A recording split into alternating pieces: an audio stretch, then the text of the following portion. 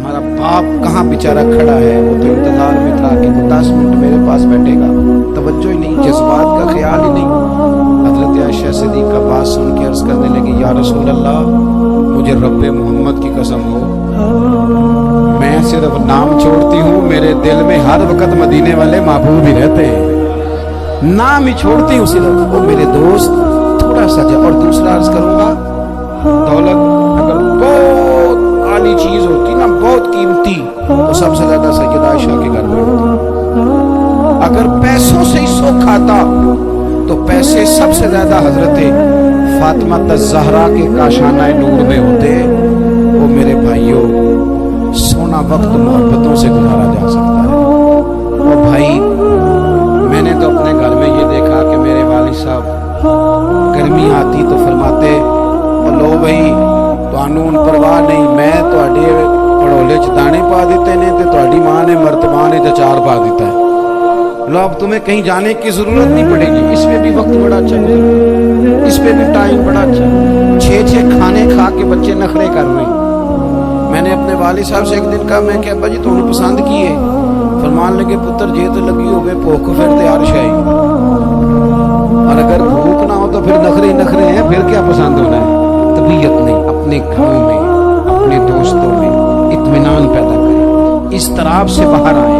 और एक बात और अर्ज करनी है, याद रखना, तकरीर बाहर चलती है, घर में नहीं चलती, घर में अमल चलता है। घर जाके आप लेक्चर देना, नमाज पढ़ा करो, नमाज पढ़ा करो, नमाज पढ़ा करो, नमाज पढ़ा करो, तो कोई नहीं पढ़ते घर में। आप घर में नमाज खुद शुरू कर दें। नबी पाक सल्लल्लाहु अलैहि वसल्लम ने फरमाया, घरों को कब्रिस्तान ना बनाओ, कुछ नफली नमाजें घर में भी पढ़ा करो। अल्लाह के प्यारे रसूल सल्लल्लाहु अलैहि वसल्लम का घर मस्जिद नबी के बिल्कुल साथ है, दरवाजा हुजूर के घर का मस्जिद में खुलता था। लेकिन नबी करीम सल्लल्लाहु अलैहि वसल्लम क्या करते थे? हजरत आयशा सिद्दीक़ा फरमाती है, तहज्जुद की नमाज घर में पढ़ा करते। घर में हुजूर तहज्जुद की नमाज पढ़ते, अगरचे घर में दुश्वारी थी, कुछ इबादत, कुछ नमाजें घर के अंदर भी इंसान पढ़े। तवज्जो करे, वैसे तो हम एक अजान सुन चुके हैं, लेकिन ये कुछ ज्यादा ही करीब है, इसे भी सोने लिया जाए। अच्छा जी, सुन लीजिए, अजान सुन ले। वैसे एक ही अजान सुनना जरूरी होता है जब से अजान हो रही है। मैं भी बस बात समेटने ही लगा था, अजान को मुकम्मल होने लगा। एक आखिरी गुजारिश आप हज़रात से करनी है, इतना बड़ा मजमा है, इतने सारे लोग तशरीफ लाए हैं, एक गुजारिश आप हज़रात की खिदमत में रख के बस मैंने बात को समेटना है। 2 बातें मैंने आपकी खिदमत में अर्ज की हैं, एक तो दीनी इल्म का ज़ौक़ पैदा करें, और दूसरा अपने घरों में थोड़ा ठहराव लाएं। थोड़ा सा अपने ये बच्चों की दस्तार फजीलत का इज्तिमा था, इसलिए मैंने ये बात अर्ज की, अपने घरों में थोड़ा हौसला कनात लाएं। हज़रत आयशा सिद्दीक़ा रज़ियल्लाहु तआला अन्हा फरमाती है, ऐसा नहीं था कि हमारे घर के अंदर माल नहीं आता था, अल्लाह के फजल से बड़ा कुछ आता था, लेकिन फरमाती हम एसार कर दिया करते थे। हुजूर का मिजाज एसार कर देने का। याद रखना, शम्मा से अगर कई शम्मे जल जाएं तो इसकी रोशनी में कभी कमी नहीं आती। हजारों दिए भी जल जाएं तो ये दिए मांद नहीं पड़ते। महंगाई बड़ी जोर की हो गई, गरीब आदमी की आजमाइश बढ़ गई। हमेशा महंगाई से गरीब लोग मुतासिर होते हैं। अमीरों की तो चीजें महंगी हो जाती हैं, वो तो सिंगल उन्होंने जमा की होती है, महंगी होती हैं तो डबल में बेचते हैं। गरीब पिसता है। लेकिन दुख की बात यह है कि हम एक दूसरे का साथ नहीं देते। मकरूज ज़हनी अज़ियत का शिकार है। 3 दिन है ना ईद के, एक जोड़े से भी गुजारे जा सकते, एक से। अक्सर लोग तो वैसे ईद की नमाज पढ़ के सो जाते हैं, और जो बेदार भी हैं वो भी कपड़े बदल करके जानवर के ज़िबा में मशगूल है।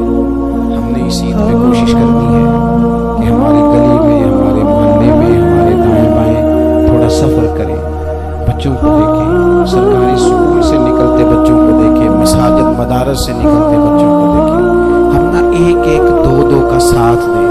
ये जितनी सियासी जमातें काम कर रही हैं, जिनकी हुकूमत थी, जिनकी है, पता नहीं कल किसकी आएगी, मैं तो ज़ाती तौर पर इनसे पूरा मायूस हूँ। मुझे तो नहीं लगता कि जितने लोग आज तक हुकूमत कर चुके हैं, बार बार आते हैं या पिछली हुकूमत गई है, इनके पास कोई प्लान ही नहीं है। ये तो बेचारे एक दूसरे की टांगें खींचने के अलावा ना कुछ कर सके हैं, ना لیں گے, لیکن غریب کی تکلیف بڑھ گئی ہے. میرے پاس PCO لوگ آتے ہیں, آتے تو وہ دعا کا کہنے ہیں, آتے تو صرف یہ بتانے ہیں کہ اس مشکل میں ہوں دعا کرنا, لیکن دوستو لوگوں کی باتیں سن کے بڑی تکلیف ہے. ہم کیا کسی کی مدد کر سکتے ہیں؟ ہمارے لیے تو مدارس چلانے مشکل ہیں, لیکن لوگ اذیت کا شکار ہیں. ذہنی کرب کے نیچے لوگ آ گئے, اتنی بڑی اذیتیں کھڑی کر دی گئی ہیں. تھوڑا تھوڑا دیکھو, 2 کا کھانا 3 بھی تو کھا ہی سکتے ہیں, 3 کا کھانا 4 بھی تو کھا ہی سکتے ہیں. میرے محبوب نے ہمیں یہ نہیں کہا تھا زیادہ گوشت پکانا, بلکہ رسول پاک نے تو رنگ ہی بڑا سادہ دیا ہے.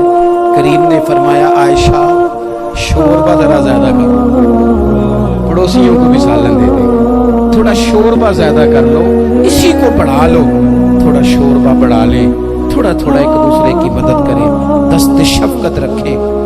گلیوں میں سنسان لوگ, اب تو لوگ ایک دوسرے سے دکھ بھی نہیں کہتے, وہ کہتے ہیں دینا کسی نے ہے کچھ نہیں, اور تماشا الگ سے بن جائے گا. دوستو ہم نے خود ایک دوسرے کا ہاتھ بٹانا ہے. جو لوگ صاحب ثروت ہیں, دیکھو ایک ہی باپ کی اولاد ہوتی ہے, ایک کو اللہ بڑا نواز دیتا ہے, 2-3 کمزور رہ جاتے ہیں, اس کو چاہیے وہ دوسروں پہ دست شفقت رکھے. ایک گلی میں سارے لوگ ایک ہی قبیلے کے, ایک ہی علاقے کے, ایک آگے نکل گیا ہے, اسے چاہیے وہ دوسروں کا خیال کرے. عزیز بھائیوں, ہم نے اس کمر توڑ مہنگائی کے دور میں نے جمعے میں امیر لوگوں سے کہا تھا کہ قربانیاں کرنی تو ہے ہی, تو تم تو سارا سال گوشت کھاتے ہو.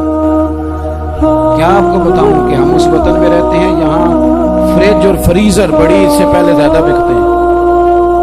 فریج نہیں لے آؤ, بڑی لے آؤ, چونکہ گوشت سیو کرنا ہے, سارا سال بھی تو ملتا ہے نا امیروں. میں نے تو کہا تھا اس گاؤں میں لے جاؤ جہاں قربانی کوئی نہیں کرتا, ذبح ہی وہاں جا کے کرنا, تھوڑی سی گنجائش بنائے اپنے دل میں. یہ ضروری نہیں کہ سامنے والا آپ کا شکریہ بھی ادا کرے.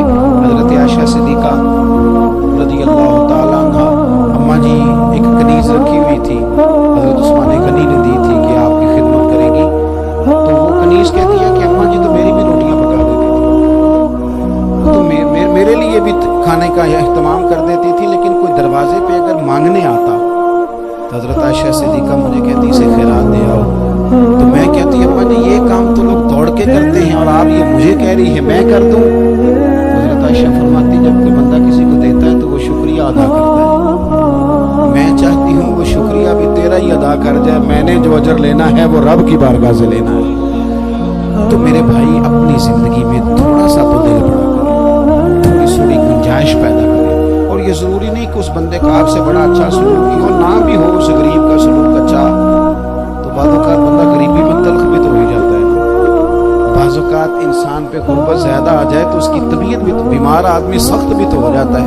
تو میری آپ سے یہ گزارش ہے کہ یہ جو دن چل رہے ہیں وہ ہمارے ہاں ہمارے حکمران کہتے ہیں مزید سخت فیصلے کرنے پڑیں گے. میں نے کہا تمہارے لیے تو آسان ہے, اس لیے کہ تم تو جس دفتر میں بیٹھ کے فیصلہ کرتے ہو اس کی تو بتی کوئی نہیں جاتی, تمہیں کیا پتا ہو, وہاں تو اسی بھی 1 منٹ کے لیے بند نہیں ہوتا.